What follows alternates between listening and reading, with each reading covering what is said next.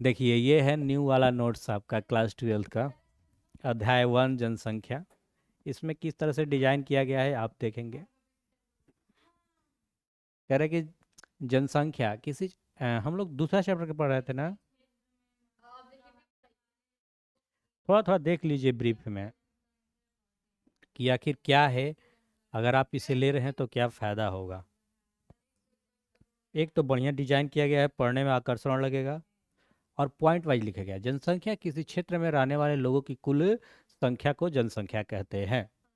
2011 की जनगणना के अनुसार भारत की जनसंख्या कितना थी? 121 करोड़। 2026 में 140 करोड़। लमसम जनसंख्या की दृष्टि से भारत विश्व में दूसरा स्थान रखता है, लेकिन अब क्या हो गया है? पहला स्थान। बुक के अनुसार अभी हम चल रहे हैं कितना? दूसरा स्थान। विश्व में सबसे अधिक जनसंख्या वाला देश चीन, लेकिन अभी एक्चुअल में भारत। विश्व में सबसे कम जनसंख्या वाला देश वेटिकन सिटी, या सबसे छोटा देश बोले तो भी वो कहा जाएगा वेटिकन सिटी। यहाँ से जीके वाला भी पोर्शन तैयार हो जाएगा। भारत में सबसे अधिक जनसंख्या वाला अगर राज्य पूछा जाए तो उत्तर प्रदेश, और सबसे कम जनसंख्या वाला राज्य पूछा जाए तो सिक्किम। कौन हो जाएगा? सिक्किम। भारत में सबसे कम जनसंख्या वाला राज्य सिक्किम। ये जिस तरह से डिजाइन किया गया है, ये जीके के दृष्टि से डिजाइन कर दिया गया है। सबसे कम जनसंख्या वाला केंद्र शासित प्रदेश लक्षद्वीप। कौन हो जाएगा? लक्षद्वीप। और सबसे अधिक जनसंख्या वाला केंद्र शासित प्रदेश दिल्ली। दिल्ली है दिल। बैठा हो ना ऐसे पटकत है बड़ू। कूटे के बका कुछ आई लोग कूट के होने ले। बोला जनगणना एक निश्चित समय अंतराल पर किसी क्षेत्र में रहने वाले लोगों की संख्या की गिनती को क्या कहते हैं? जनगणना कहते हैं। अच्छा, भारत में पहली बार जनगणना कब हुई थी? 1872 में। ये पूछता है कि किसके कार्यकाल में, तो शायद लॉर्ड मेयो के कार्यकाल में। भारत में पहली संपूर्ण जनगणना 1881 में हुई। जनसंख्या घनत्व तो अभी पढ़े थे कि प्रति वर्ग किलोमीटर क्षेत्र में रहने वाले लोगों की संख्या को क्या कहते हैं? जनसंख्या घनत्व कहते हैं। या कुल जनसंख्या बट्टा में कुल क्षेत्रफल के अनुपात को जनसंख्या घनत्व कहते हैं। 2011 के जनगणना के अनुसार भारत की जनसंख्या घनत्व कितना है? 382 व्यक्ति प्रति वर्ग किलोमीटर। 1951 में भारत का जनसंख्या घनत्व जो था वो 117 व्यक्ति प्रति वर्ग किलोमीटर था। भारत में सबसे अधिक जनसंख्या वाला अगर राज्य जो है वो कौन है? बिहार। 1102 प्रति व्यक्ति किलोमीटर। कुछ और बढ़ गया है। अच्छा तो बता दो कौना दिन रात करीबा बिहार की जनसंख्या घनत्व 1106। ठीक है दिया है 1102। ठीक है ना। भारत में सबसे कम जनसंख्या घनत्व कहाँ का है? अरुणाचल प्रदेश। मतलब 1 किलोमीटर में मात्र 17 व्यक्ति मिली है। कहाँ? अरुणाचल प्रदेश में। ये जो तो फैल सर है के मिली एकदम पसर के, है ना। भारत में सबसे अधिक जनसंख्या घनत्व वाला केंद्र शासित प्रदेश कहा जाए तो वह दिल्ली है। 11,297 लोग प्रति वर्ग किलोमीटर। और भारत में सबसे कम जनसंख्या वाला केंद्र शासित प्रदेश अंडमान निकोबार, जिसमें 46 व्यक्ति प्रति किलोमीटर। कायिक घनत्व और कृषि घनत्व निकल जाएगा। कुल जनसंख्या होता है निवल कृषि क्षेत्र, कुल कृषि क्षेत्र बराबर निवल कृषि क्षेत्र, मतलब जितना बोया जाता है। तो ये थे कुछ बातें, और आगे बढ़ते हैं। इसको अच्छी तरह से डिजाइन किया गया है, आप इसे देख सकते हैं, अपने भी पढ़ के समझ सकते हैं। अगर आप चाहें तो इसे आप ले सकते हैं। नंबर आपके सामने है 8873786113। जनसंख्या वितरण को प्रभावित करने वाला कारक क्या होता है? भौगोलिक कारक। भौगोलिक कारक मतलब जल की उपलब्धता, भू आकृति, वैसे भूमि की कैसी आकृति है, जलवायु कैसा है, और मृदा। आर्थिक कारक में नगरीकरण, औद्योगिकरण और खनिज। सामाजिक कारण, सामाजिक कारण अशांति, खराब सामाजिक वातावरण, धार्मिक महत्व। और राजनीतिक कारण अस्थिर राजनीति स्थिति, खराब कानून व्यवस्था। जनसंख्या वृद्धि दो समय बिंदुओं के बीच किसी क्षेत्र में विशेष में रहने वाले लोगों की संख्या के परिवर्तन को क्या कहते हैं? जनसंख्या वृद्धि कहते हैं। अभी सब कुछ पढ़े हैं हम लोग। जनसंख्या वृद्धि को प्रदर्शित में अभिव्यक्त किया जाता है प्रतिशत में। किसमें व्यक्त किया जाता है? प्रतिशत में। भारत की जनसंख्या वार्षिक वृद्धि दर 1.64% है। भारत की जनसंख्या भारत की जनसंख्या 10 की वृद्धि 17.64% है। 10 की वृद्धि दर यानी वर्तमान वर्ष की जनसंख्या आधार वर्ष की जनसंख्या बट्टा में आधार वर्ष की जनसंख्या गुणे 100।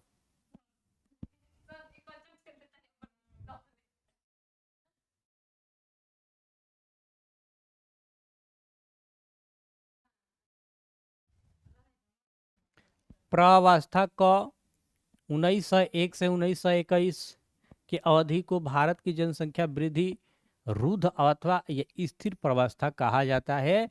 इस अवधि में जन्म और मृत्यु दर दोनों ऊंचे थे।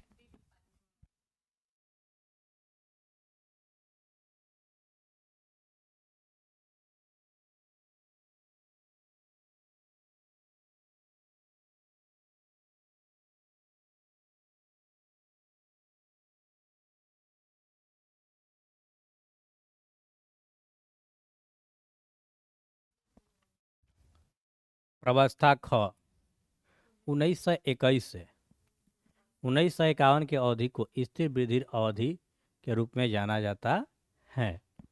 इस अवधि में जन्म दर उच्च और मृत्यु दर निम्न होने लगे। प्रावस्था ग देखेंगे। 1951 से 1981 के जनसंख्या विस्फोट की अवधि के रूप में जाना जाता है। इस अवधि में जन्म दर उच्च और मृत्यु दर निम्न हो गया। प्रावस्था ग 1981 में से वर्तमान तक की अवधि को घटती वृद्धि अवधि कहा जाता है। इस अवधि में जन्म दर और मृत्यु दर दोनों निम्न है।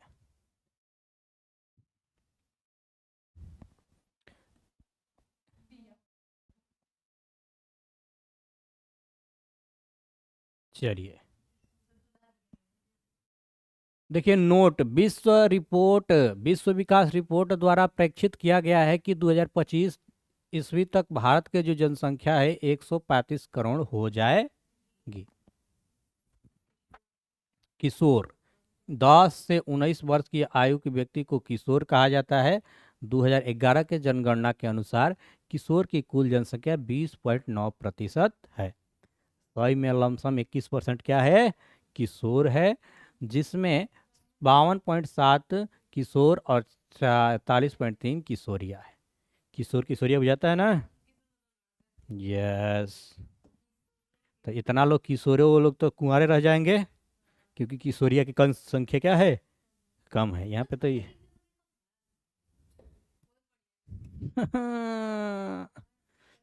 तो अब बहुत सारा विकल्प हो गया है। चलिए देखिए किशोर के समक्ष प्रमुख चुनौतियां।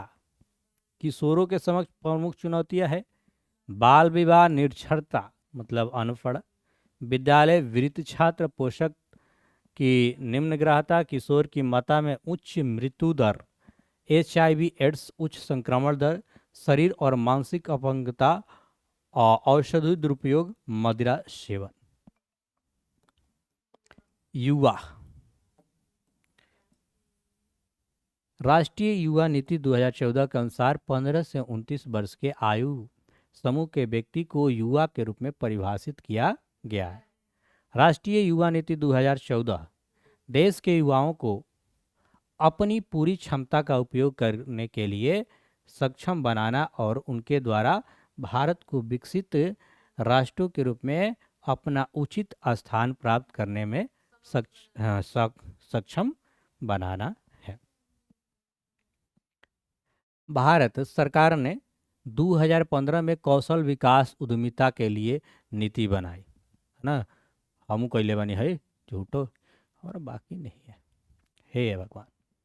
जनसंख्या संगठन जनसंख्या भूगोल का वह भाग है जिसे वायु, लिंग का विश्लेषण, निवास स्थान, मानव जातीय लक्षण, जनजातीय भाषा, धर्म, वैवाहिक स्थिति, साक्षरता, शिक्षा, व्यवसायिक विशेषताएं आदि का अध्ययन करते हैं, उसे जनसंख्या संगठन कहते हैं। जो आता है ना जनसंख्या जनगणना करें, बहुत कुछ का डेटा लिख के ले जाता है ना, ये नहीं कि केवल पूछे कि कौगो लोग आदमी है। जनसंख्या संगठन, लिंग संगठन, लिंग में क्या आ जाएगा, पुरुष है कि स्त्री है। आयु संगठन की 0 से 14 वर्ष है कि 15 से 59 कि 60 ले 60 प्लस है, ये गया वायुलिंग संगठन। ग्रामीण नागरिक संगठन, ग्रामीण है कि नगरीय है, साक्षरता में साक्षर है कि निरक्षर है। व्यवसायिक संरचना, डिजिटल माध्यम से भी आजकल हो जाएगा।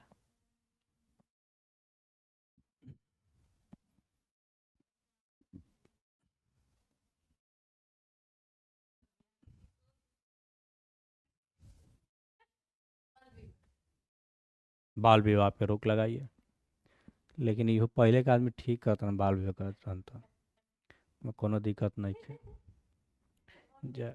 हाँ अब ठीक नहीं है, काहे कि 5-6 को पहले ही कह लेता रस, ओकरा बाद करता रस, काम खराब बा।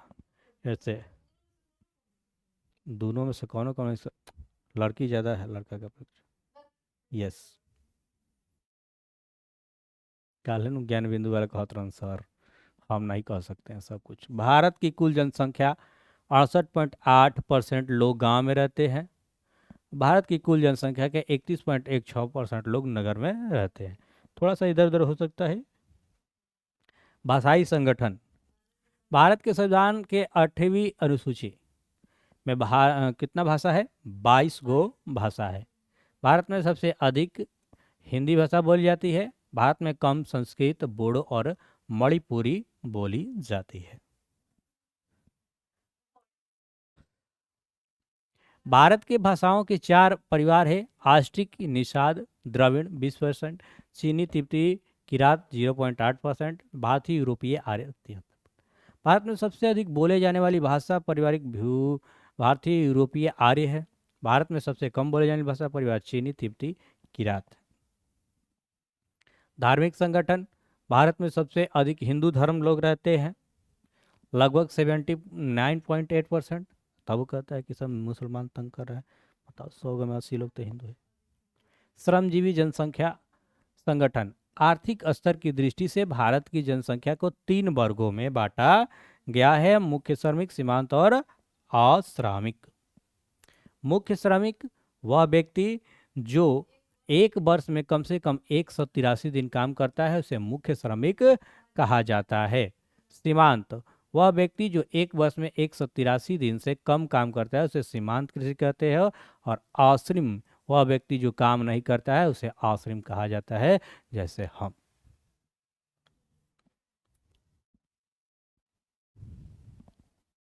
नोट, भारत में कुल जनसंख्या 39.8% श्रमिक और 60% अश्रमिक है। भारत में 54.6% श्रमिक को प्राथमिक क्षेत्र में, 3.8% को द्वितीय क्षेत्र में और 41.6 को तृतीय क्षेत्र में कार्यरत है।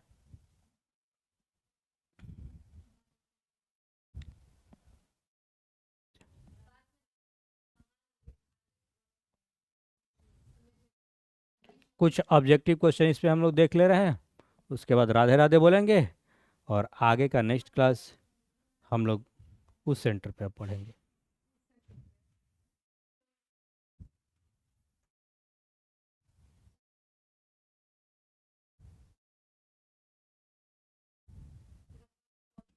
भारत में जनगणना की महान विभाजक वर्ष 1921, ऐसा ही ऑब्जेक्टिव पूछा जाता है डायरेक्ट छोटे छोटे एग्जामों में, डीपीसी डिवीजन में। ये सारी क्वेश्चन छोटी छोटी एग्जामों के लिए है, डीपली पढ़ने के लिए आपको हमारे साथ पढ़ना पड़ेगा। विश्व में जनसंख्या की दृष्टि से भारत का स्थान कौन सा है, दूसरा, जो कि आपकी पहला आ जाएगा। अब किस राज्य की जनसंख्या घनत्व सबसे कम है, तो अरुणाचल प्रदेश। भारत में जनसंख्या वार्षिक वृद्धि दर 1.64। 2011 की जनगणना के अनुसार भारत में साक्षरता दर 74.04। केंद्र शासित प्रदेशों में किसकी साक्षरता दर उच्चतम है, लक्षद्वीप। 2011 के जनगणना के अनुसार भारत का जनसंख्या घनत्व क्या था, 382 प्रति वर्ग किलोमीटर।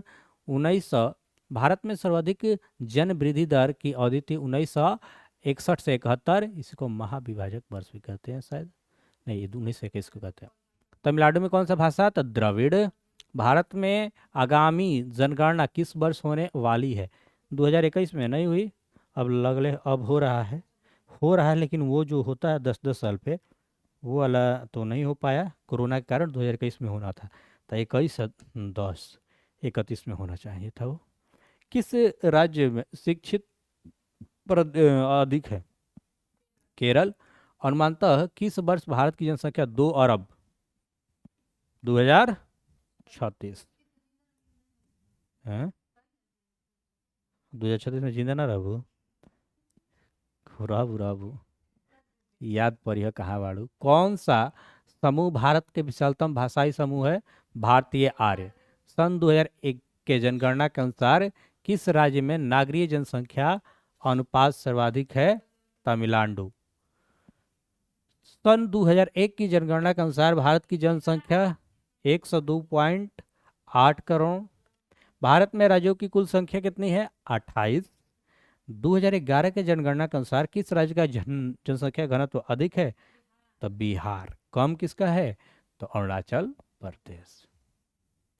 2011 के जनगणना के अनुसार बिहार में प्रति वर्ग किलोमीटर जनसंख्या घनत्व है 1106। भारत में पूर्ण जनगणना पहली बार कब हुई? 1881 में। किस राज्य में साक्षरता दर सबसे अधिक है? केरल में। 2011 के जनगणना के अनुसार भारत की साक्षरता प्रतिशत 74.04। किस राज्य में स्त्री की साक्षरता दर निम्नतम है? बिहार। 2011 की जनगणना के अनुसार किस राज्य की जनसंख्या घनत्व सबसे निम्नतम है? अरुणाचल प्रदेश। भारत की कुल जनसंख्या कितना प्रतिशत उत्तरी मैदान में बसता है? 1:3, 1/3, जैसा हो, 3 को विगत वर्षों से विगत वर्षों में भारत की जनसंख्या लगभग कितने गुनी बढ़ी? 100 वर्षों में बढ़ी, 5 गुनी। भारत में सबसे कम जनसंख्या किस राज्य का है? सिक्किम। 2001 के जनगणना के अनुसार भारत की जनसंख्या का प्रतिशत अशिक्षित अशिक्षित 35। भारत में विश्व की कुल जनसंख्या कितने परसेंट लोग रहते हैं? लगभग 17%, 16 पॉइंट समथिंग है ना, 16 दिए तो 16 रखेंगे, लगभग 17। किस भाषा परिवार की जनसंख्या सबसे कम है? चीनी तिब्बती। 2011 के जनगणना के अनुसार भारत की जनसंख्या कितनी थी? 121 करोड़। 2011 के जनगणना के अनुसार बिहार की जनसंख्या कितनी थी? 10.41, लगभग 11 करोड़। किस राज्य की जनसंख्या सबसे कम नहीं सबसे अधिक है? उत्तर प्रदेश। कर कि 2011 के जनगणना के अनुसार भारत में नागरिक आबादी 31.1 थी। 2011 की जनगणना के अनुसार किस राज्य की नागरिक जनसंख्या अनुपात सर्वाधिक है? नागरिक गोवा। हाय गर्मी। जननांगीय संक्रमण की अंतिम अवस्था में होती है जन्म एवं मृत्यु दर दोनों। 2011 की जनगणना के अनुसार भारत में ग्रामीण आबादी कितनी थी? 69%। बिहार के लोगों की भाषा पर बिहार के लोग किस भाषा परियोजना समूह संबंधित रहते हैं? यूरोपियन। वह व्यक्ति जो एक वर्ष में 183 दिन से अधिक काम करता है उसे मुख्य श्रमिक कहा जाता है। अब कुछ लघु उत्तरीय प्रश्न है जो आपके बुक में भी दिया होगा, मिलान कर लीजिएगा। भारत के जनसंख्या घनत्व के वितरण या स्थानिक वितरण का विवेचना कीजिए। चलिए, तो इसको देख लीजिएगा और जिनको भी लेना हो भाई व्हाट्सअप कर दीजिएगा, ज़्यादा नहीं, कम से कम आपसे हम चार्ज करेंगे। दूसरा है प्रवास, उसके बारे में पढ़ेंगे। राधे राधे।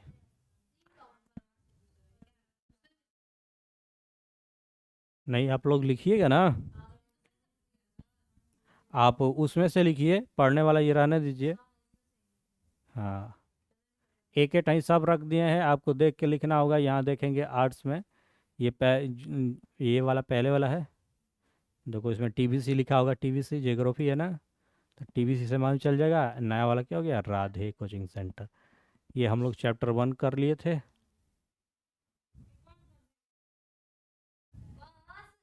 बस लो,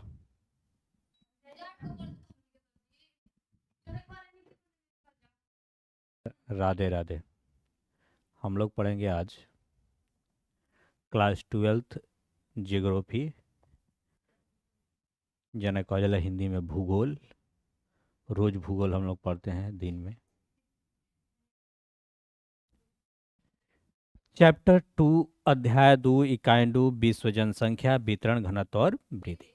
पहले पढ़ लेंगे एनसीईआरटी की बुक, उसके बाद पढ़ेंगे नोट्स, उसके बाद लिखेंगे, उसके बाद ऑब्जेक्टिव करेंगे। अब इतना के बाद ना हुई तो राधे राधे बोलिए, भगवान ने तार के पार लगाई हैं। आइए स्टार्ट करते हैं। किसी देश के निवासी ही उसके वास्तविक धन होते हैं। बुझाइल? बुझाइल कि ना बुझाइल? किसी भी देश के निवासी ही उसके वास्तविक धन होते हैं। इसलिए जनसंख्या को ये ना माना जाए कि ये अभिशाप है, ये धन है। मान लो हमारे 10-15 गो लड़का, 10-10 हज़ार कमाए से तो 1 लाख, 1-1 लाख कमाए से तो 10 लाख, तो आदमी धन है। आद हाँ, एको ना तो एक 10-15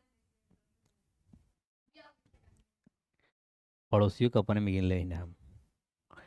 यही लोग वास्तविक संसाधन हैं जो देश के अन्य संसाधनों का उपयोग करते हैं और उसकी नीतियां निर्धारित करते हैं।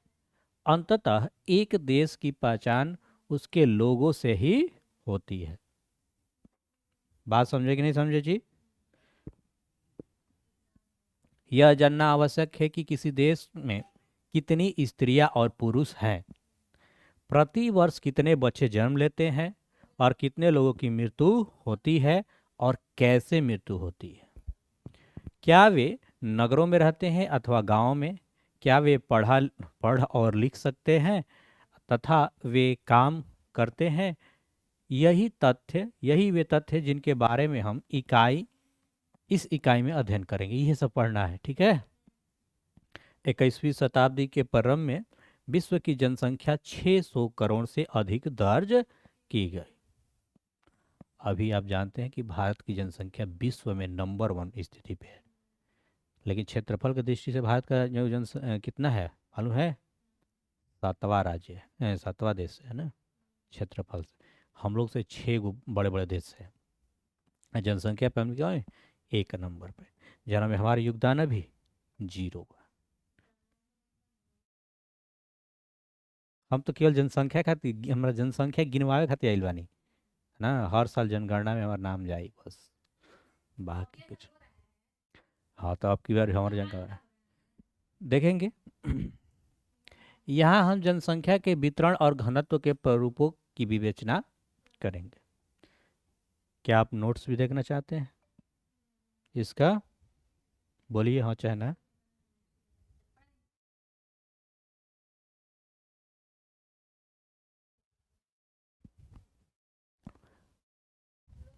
विश्व की जनसंख्या असमान रूप से वितरित है, मतलब एक समान नहीं है।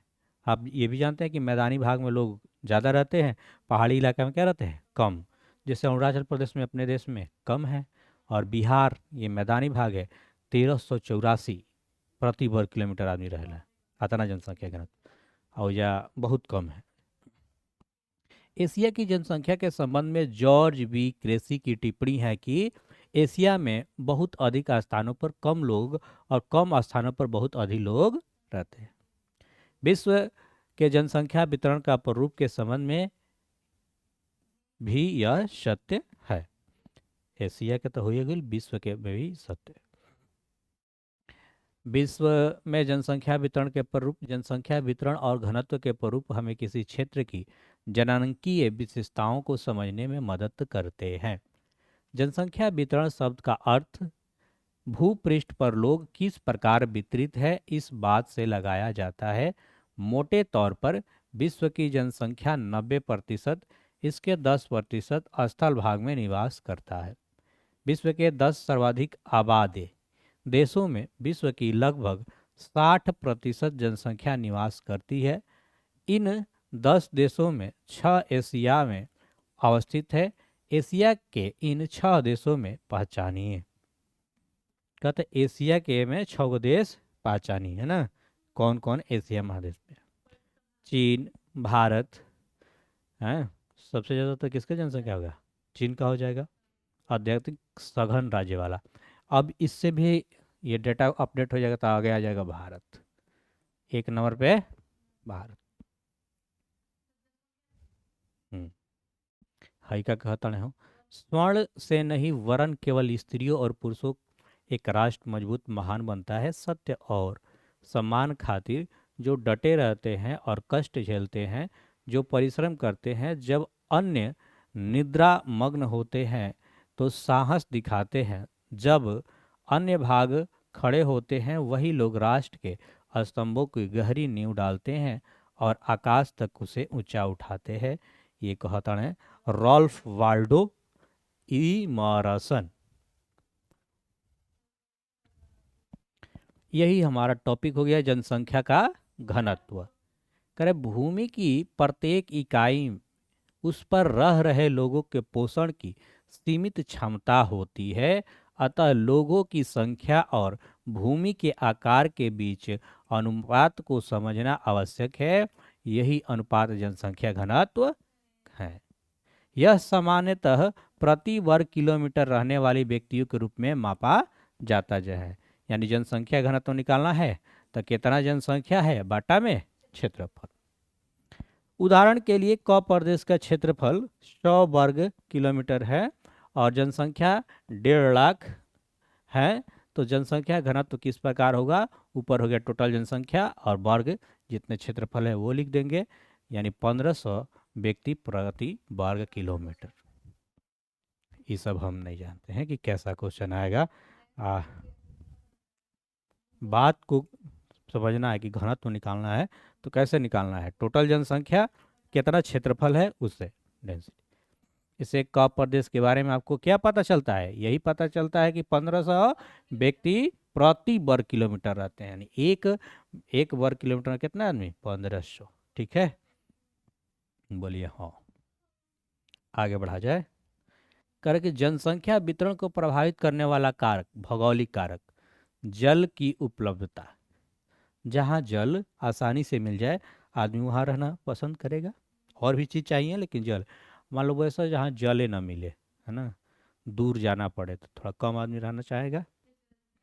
राजस्थान नहीं लेंगे, हाँ ठीक है, वहाँ पे मिल जाता है। मान लो वैसे पहाड़ी इलाका हो जहाँ जल काफ़ी दूर मिले तो भी। जल जीवन का सर्वाधिक महत्वपूर्ण कारक है। अतः लोग उन क्षेत्रों में बसने का प्राथमिकता देते हैं जहां जल आसानी से उपलब्ध हो। जल उपयोग पीने, नहाने, भोजन बनाने, साथ साथ पशुओं, फसलों, उद्योगों तथा नौ संचालन में किया जाता है। यही कारण है कि नदी घाटियों और विश्व में सघन बसे हुए क्षेत्र है। नदी घाटियों में विश्व में क्या है, सघन बसे क्षेत्र। जैसे हम लोग की गंगा के दोनों किनारे, है ना, यहाँ पे होगा एक तो मिट्टी मिलेगी, जलवायु, खेती बाड़ी भी हो जाएगी, पानी भी मिल जाएगा, तो जनसंख्या ज़्यादा मिल जाएगी। आगे बढ़ेंगे। भू आकृति। भू आकृति मतलब भूमि की आकृति कैसी है, इस पे भी निर्भर करेगा जनसंख्या। हाँ, लोग समतल मैदान और मंद ढालों पर बसने के वरीयता देते हैं, यानी पसंद करते हैं। न तो मतलब ढेर ढलान होके, ज़्यादा पहाड़ होके तो ऊपर गिरला पर कुछ नुकसान हो सकता है। इसका कारण यह है कि ऐसे क्षेत्र फसलों के उत्पादन, सड़क निर्माण, उद्योगों के लिए अनुकूल होते हैं। बिल्कुल, जो मैदानी इलाका होगा उसमें सड़क बनाना आसान होगा, वही जब पहाड़ पे बनाना होगा तो वो कठिन होगा, है ना, काफ़ी कठिन हो जाएगा। पर्वतीय और पहाड़ी क्षेत्र परिवहन तंत्र के विकास में अवरोधक है, इसीलिए प्रारंभ में कृषिगत और औद्योगिक विकास के लिए अनुकूल नहीं होते। अतः इन क्षेत्रों में कम जनसंख्या पाई जाती है।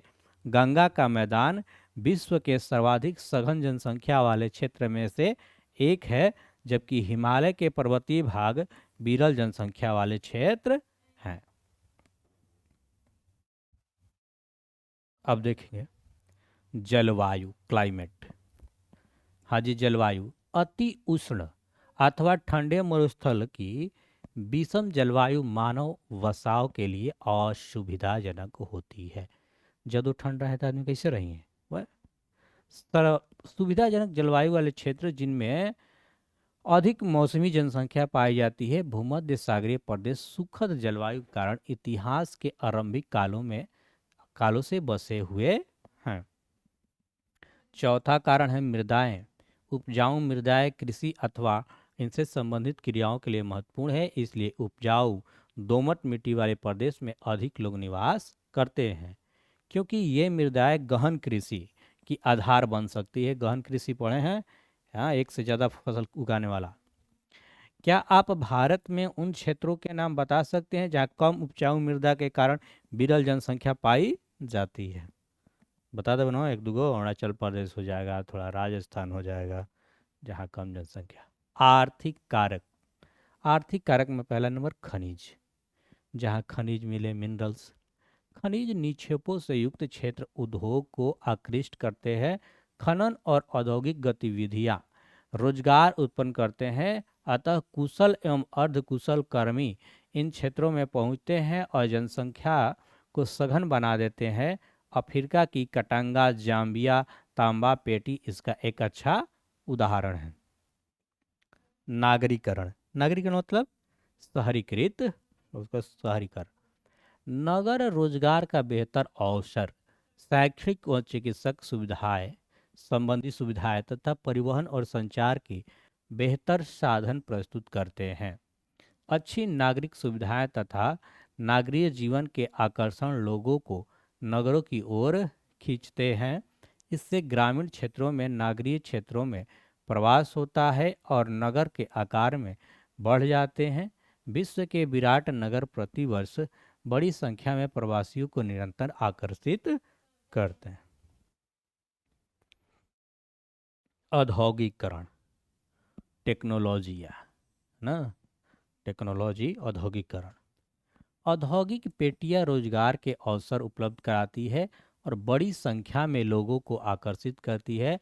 इनमें केवल कारखानों में श्रमिक ही नहीं, बल्कि परिवहन, परिचालक, दुकानदार, बैंक कर्मी, डॉक्टर, अध्यापक तथा अन्य सेवाएं उपलब्ध कराने वाले भी होते हैं।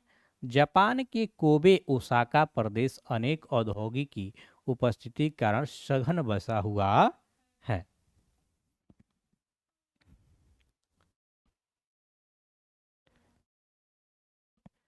सामाजिक एवं सांस्कृतिक कारक। कुछ स्थान पर धार्मिक अथवा सांस्कृतिक महत्व के कारण अधिक लोगों को आकर्षित करते हैं। ठीक इसी प्रकार लोग उन क्षेत्रों को छोड़कर चले जाते हैं जहां सामाजिक और राजनीतिक अशांति होती है। वहां पे शांति नहीं होगा तो वहां पर रहेगा आदमी। कई बार सरकारें लोगों को विरल जनसंख्या वाले क्षेत्र में बसने अथवा भीड़ भाड़ वाले स्थानों से चले जाने के लिए प्रोत्साहन देती है। क्या आप अपने प्रदेश में से कुछ उदाहरण को सोच सकते हैं? तो सोचते रहिए। हाँ, वैसा ऐसा देखो कि कहाँ कम जनसंख्या है, चाहे जहाँ ज़्यादा जनसंख्या है वहाँ से वो दूसरे ठाई जा सके। जनसंख्या वृद्धि। जनसंख्या वृद्धि अथवा जनसंख्या परिवर्तन का अभिप्राय है किसी क्षेत्र में समय की किसी निश्चित अवधि के दौरान बसे हुए लोगों की जनसंख्या में परिवर्तन से है। यह परिवर्तन धनात्मक भी हो सकता है और ऋणात्मक भी हो सकता है। इसे निरपेक्ष संख्या अथवा प्रतिशत के रूप में अभिव्यक्त किया जा सकता है। जनसंख्या का परिवर्तन किसी क्षेत्र की आर्थिक प्रगति, सामाजिक उत्थान, ऐतिहासिक और सांस्कृतिक पृष्ठभूमि की महत्वपूर्ण सूचक है।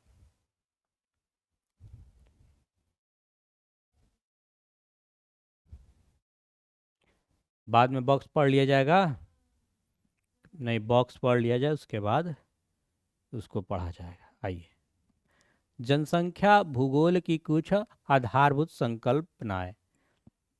जनसंख्या की वृद्धि समय के दो अंतरालों के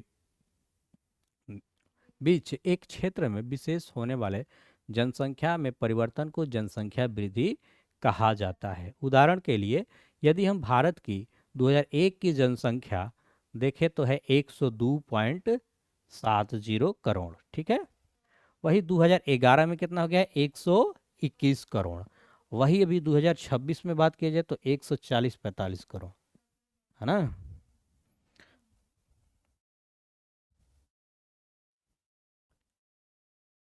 तो इसमें से घटाए तो हमें जनसंख्या वृद्धि कितना मिला? 18.15 करोड़। तो तो वास्तविक संख्या का पता चलेगा। जनसंख्या वृद्धि दर यह जनसंख्या में परिवर्तन है जो प्रतिशत में व्यक्त किया जाता है। जनसंख्या प्राकृतिक वृद्धि किसी क्षेत्र विशेष में दो समय अंतरालों में जन्म और मृत्यु के अंतर से बढ़ने वाली जनसंख्या उस क्षेत्र के प्राकृतिक वृद्धि कहते हैं। प्राकृतिक वृद्धि जन्म माइनस मृत्यु। जनसंख्या की वास्तविक वृद्धि यह वृद्धि तब होती है जब वास्तविक वृद्धि जन्म माइनस मृत्यु अप्रवास उत्प्रवास अप्रवास उत्प्रवास आना जाना। जनसंख्या की धनात्मक वृद्धि यह तब होती है जब दो समय अंतरालों के बीच जन्म दर मृत्यु दर से अधिक हो या अन्य देशों के लोग अस्थायी रूप से उस देश में प्रवास कर जाएं।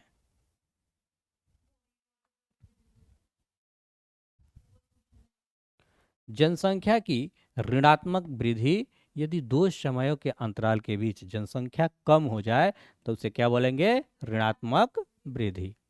यह तब होती है जब जन्म दर मृत्यु दर से कम हो जाए, है ना, अथवा लोग अन्य देश में प्रवास कर जाए। जनसंख्या परिवर्तन के घटक।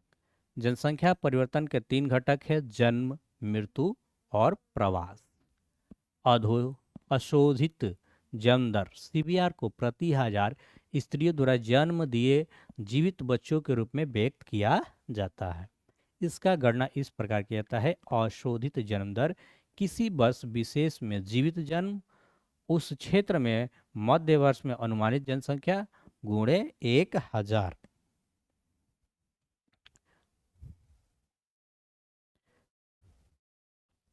मृत्यु दर जनसंख्या परिवर्तन में सक्रिय भूमिका निभाती है। जनसंख्या वृद्धि केवल बढ़ती हुई जन्म दर से नहीं होती अपितु घटती हुई मृत्यु दर से भी होती है। अशोधित मृत्यु दर किसी क्षेत्र में मृत्यु दर को मापने की एक सरल विधि है। अशोधित मृत्यु दर किसी क्षेत्र में विशेष में किसी वर्ष दौरान प्रति हजार जनसंख्या के पीछे मृतकों की संख्या के रूप में अभिव्यक्त किया जाता है। अशोधित मृत्यु दर की गणना इस प्रकार की जाती है: अशोधित मृत्यु दर किसी वर्ष में विशेष में मृतकों की संख्या बट्टा में उस वर्ष के मध्य की अनुमानित जनसंख्या गुणे 1000। मोटे तौर पर मृत्यु दर किसी क्षेत्र के जनसंख्यिकीय संरचना, सामाजिक उन्नति और आर्थिक विकास का स्तर द्वारा प्रभावित होता है। अब ये प्रवास मतलब कहीं दूसरे कहीं जाना रहना। जन्म और मृत्यु के अतिरिक्त एक और घटक है जिसे जनसंख्या का आकार परिवर्तित होता है। जब लोग एक स्थान से दूसरे स्थान पर जाते हैं तो वह स्थान जहां से लोग गमन करते हैं उद्गम स्थान कहलाता है, और जिस स्थान पर आगमन करते हैं वो गंतव्य स्थान कहलाता है। उद्गम स्थान जनसंख्या में कमी को दर्शाता है जबकि गंतव्य स्थान जनसंख्या में बढ़ जाती है। कहीं से आदमी जाएगा कहीं रहेगा तो क्या हो जाएगा? जनसंख्या बढ़ जाएगा। प्रवास को मनुष्य और संसाधन के बीच बेहतर संतुलन प्राप्त करने की दिशा में एक स्वतः स्फूर्त प्रयास के रूप में निरूपित किया जा सकता है। प्रवास अस्थायी, अस्थायी अथवा मौसमी हो सकती है। यह गांव से गांव, गांव से नगर, नगर से नगर तथा नगर से गांव की ओर हो सकता है।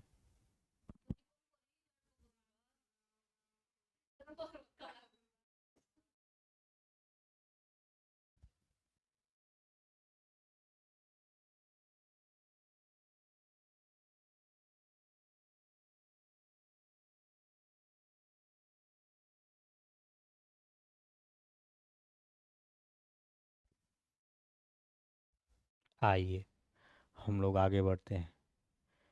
क्या आप महसूस करते हैं कि एक ही व्यक्ति दोनों, एक अप्रवासी एक उत्प्रवासी हो सकते हैं? हाँ, हो सकते हैं। प्रवासी जो किसी नए स्थान पर जाते हैं अप्रवासी कहलाते हैं। उत्प्रवास प्रवासी जो एक स्थान से बाहर चले जाते हैं उसे उत्प्रवासी कहते हैं। लोग बेहतर आर्थिक और सामाजिक जीवन के लिए प्रवास करते हैं। प्रवास को प्रभावित करने वाले कारकों के दो समूह है।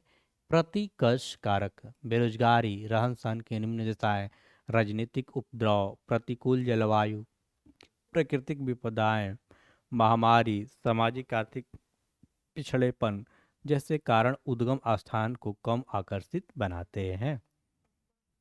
अपकर्ष कारक, काम के बेहतर अवसर, रहन सहन की अच्छी दशाएं हो, शांति और अस्थायित्व हो, जीवन व संपत्ति की सुरक्षा तथा अनुकूल जलवायु जैसे कारण गंतव्य स्थानों का उद्गम स्थान की अपेक्षा अधिक आकर्षक बनते हैं। शहर में आदमी काहे रहता है? यही सब के कारण है भाई। मेडिकल सुविधा मिल जाएगा, पढ़ाने का सुविधा मिल जाएगा, रहने का बढ़िया रहेगा, थोड़ा सा सुरक्षा मिल जाएगा, यही सब बात है। क्या आप जानते हैं कि 500 वर्षों में मानव की जो जनसंख्या है वो 10 गुना अधिक बढ़ी है। अकेले 20वीं शताब्दी में जनसंख्या 4 गुना बढ़ी है। प्रति वर्ष लगभग 8 करोड़ लोग पहले की जनसंख्या में जुड़ जाते हैं। अब जो टॉपिक है उसका नाम है जननांगीय संक्रमण। बोलिए हाँ। जननांगीय संक्रमण सिद्धांत का उपयोग किसी क्षेत्र की जनसंख्या के वर्णन तथा भविष्य की जनसंख्या के पूर्वानुमान के लिए किया जा सकता है। यह सिद्धांत हमें बताता है कि जैसे ही समाज ग्रामीण, खेतीहर और अशिक्षित अवस्था में उन्नति करके नागरीय, औद्योगिक और साक्षर बनता है तो किसी प्रदेश की जनसंख्या उच्च जन्म और उच्च मृत्यु के निम्न जन्म व निम्न मृत्यु में परिवर्तित होती है। ये परिवर्तन अवस्थाओं में होते हैं जिन्हें सामूहिक रूप से जननांगीय चक्र के रूप में जाना जाता है। ग्रामीण, खेतीहर, जननांगीय संक्रमण, नगरीय, औद्योगिक। चित्र 2.2 में जननांगीय संक्रमण सिद्धांत के 3 अवस्थाओं वाले मॉडल व्याख्या करता है। तो ये देखेंगे, ये दिया है मॉडल, उतार चढ़ाव और अवस्था, अधिशोषित जन्म दर या अधिशोषित मृत्यु दर। वर्तमान विश्व के उदाहरण बांग्लादेश, वर्षा वनों, एक आदिवासी, पेरू, श्रीलंका का। थोड़ा सा इसके बारे में जानेंगे।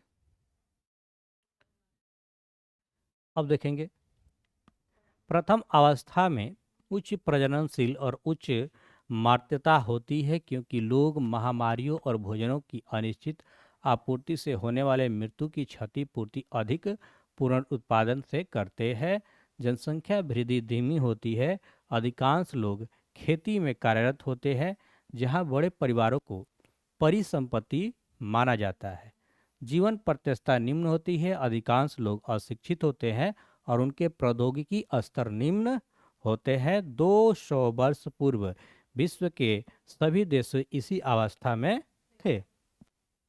द्वितीय अवस्था में प्रारंभ प्रजननशीलता ऊंची बनी रहती है किंतु यह समय के साथ घटती जाती है। यह अवस्था में घटी हुई मृत्यु दर के साथ आती है। स्वास्थ्य संबंधी दशाओं व स्वच्छता में सुधार के साथ मर्त्यता में कमी आती है। इस अंतर के कारण जनसंख्या में होने वाले शुद्ध योग उच्च योग होता है। अंतिम अवस्था में प्रजननशीलता और मार्यता दोनों अधिक घट जाती है। जनसंख्या या तो स्थिर हो जाती है या मंद गति से बढ़ती है। जनसंख्या पढ़ो जी कार्यकल बा।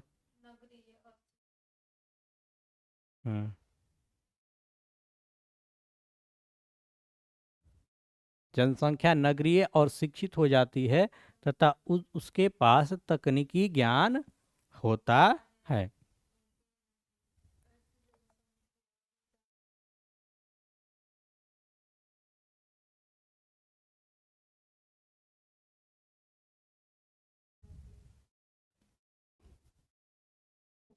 आइए ध्यान देंगे, ऐसी जनसंख्या विचार पूर्वक परिवार के आकार को नियंत्रित करती है। इससे प्रदर्शित होता है कि मनुष्य जाति अत्यधिक नम्य और अपनी प्रजननशीलता को समायोजित करके योग्यता की रखती है। वर्तमान में विभिन्न देश को जन संक्रमणीय विभिन्न अवस्थाओं में है। यहाँ से हम लोग आगे पढ़ेंगे, है ना। अभी हम आपको दिखाते हैं नोट्स, उसमें क्या लिखा हुआ है। अरे जाते हो परदेश पिया, जाते ही खत लिखना। हमार पिया बड़ा, हमार पिया कहाँ से हो गया? हार पिया हो कि हमार पिया? ओ प्रिय प्रिया। ओ यार, जियोग्राफी नहीं बनाया है? नहीं, पॉलिटी और हिस्ट्री है, जियोग्राफी नहीं है। तो आप लोग लिखिएगा ना। ना हो लिख लो, चूई चाय मत करा लिख। 8 बजे से कहा सूझ जाता रो लिखो। अरे हम तो खुदे